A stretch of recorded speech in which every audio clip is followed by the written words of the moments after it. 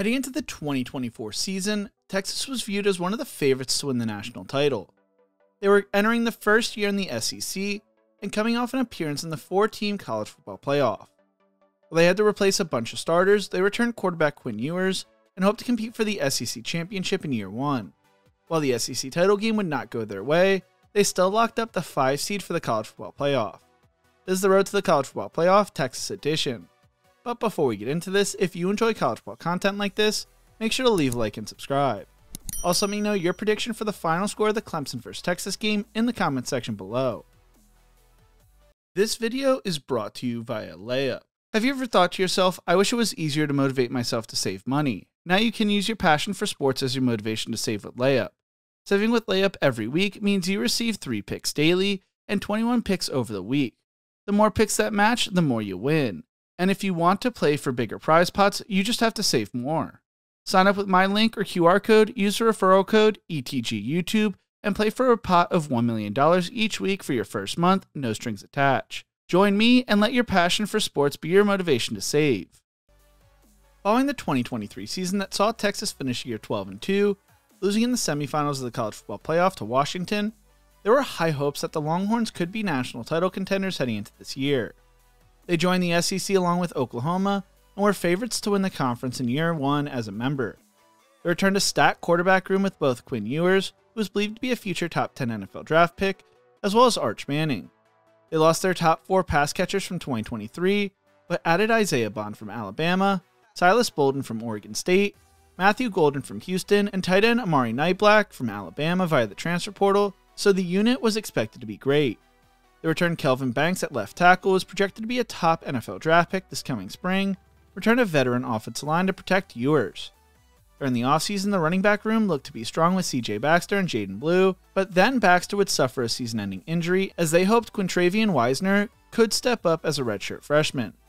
Their defense was coached by one of the best defensive staffs in the nation, and they looked to have the ability to wreak havoc along their defensive line and linebackers. They added Trey Moore via the transfer portal via UTSA. Their secondary was really their only concern heading into the year, though. Texas would not play Tennessee, Alabama, LSU, Missouri, or Ole Miss, were all viewed as potential college football playoff contenders, and hosted Georgia at home, giving them a favorable schedule. College Football News expected them to win 9.5 games. There was a lot of excitement around this team heading into the season. Texas started off the 2024 season at home against Colorado State, where they would run away with the game, winning 52-0. Ewers played well, throwing for 260 yards, 3 touchdowns, and 1 interception, while Arch Manning also got playing time, completing 5 of his 6 passes for 95 yards and a touchdown as well.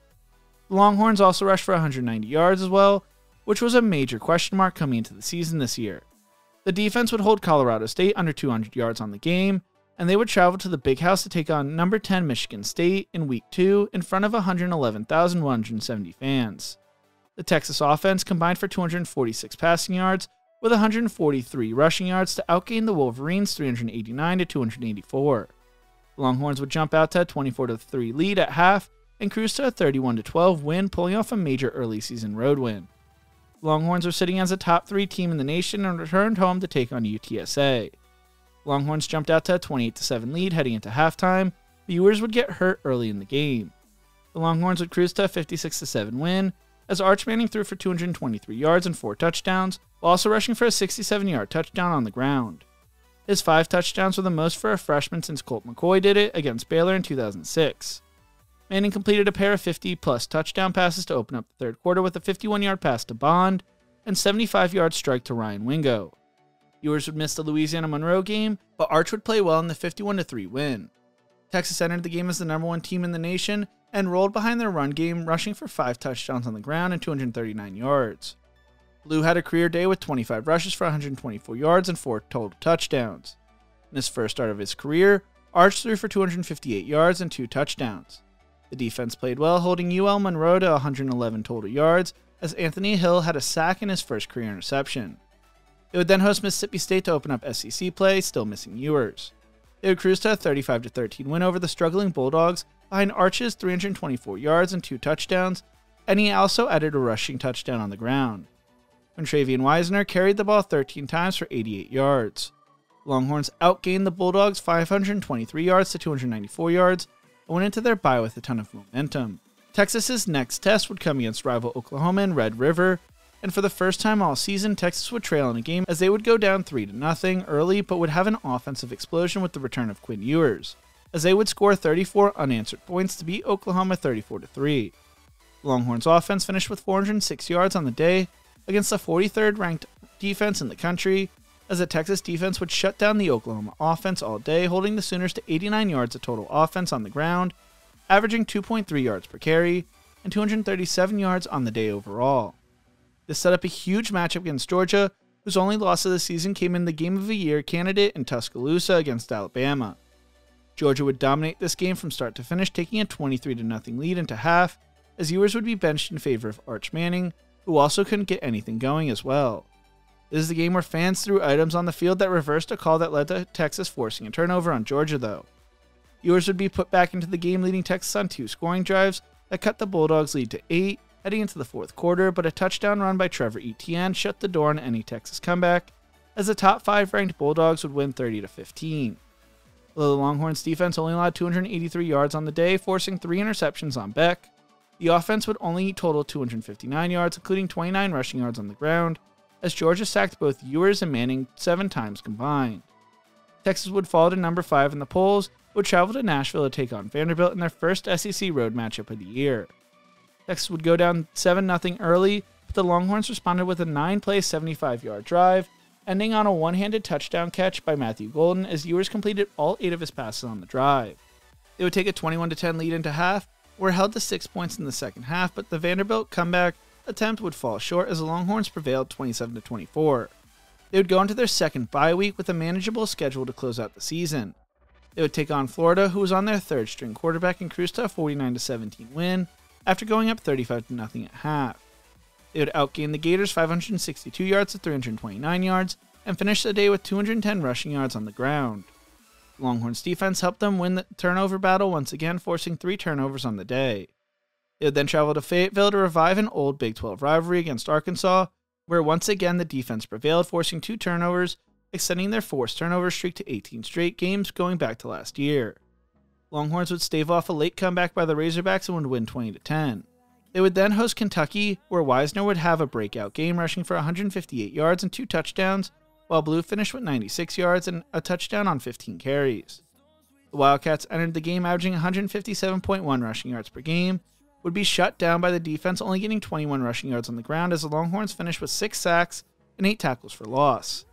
Texas would extend their turnover streak to 19, with a Jelani McDonald interception as they would go into half up 24-7 and cruise to a 31-14 win behind Ewers' 191 passing yards and 2 touchdowns. Texas would close out their regular season against Texas A&M, with the winner earning a spot to play in the SEC title game against Georgia. It was a revival of the Lone Star Showdown, as the two hadn't played since 2011. The Longhorns' defense was outstanding all night, holding the Aggies to just 244 yards of total offense, forcing a pair of turnovers and not allowing an offensive touchdown. Wisner finished the game with a career-high 186 rushing yards on the ground, and Ewers finished the game throwing for 218 passing yards and a touchdown, as well as a pick that was returned for a touchdown, as the Longhorns went into half up 17-0 and won 17-7 to set up a rematch with Georgia in the SEC title game. The SEC title game would be a defensive battle in the first half, with a bid for a bye for the first round of the college football playoff on the line. Although Texas outgained Georgia 260 yards to 54 yards in the first half, it would only be up 6-3 at the break. Texas would force a fumble on the last play of the half, injuring Georgia starting quarterback Carson Beck, but Gunnar Stockton would step into the game and help lead them to take a 13-6 lead into the fourth quarter. The Georgia defense shut down the Longhorns offense as they would only have 16 yards and 2 first downs in the third quarter, but Ewers would find DeAndre Moore on a 41-yard touchdown pass to tie the game at 13 early in the fourth to extend Ewers' touchdown streak to 24 straight games. Following an interception by each quarterback, the Texas offense took the field, trailing by 3 with 2:30 left in the game.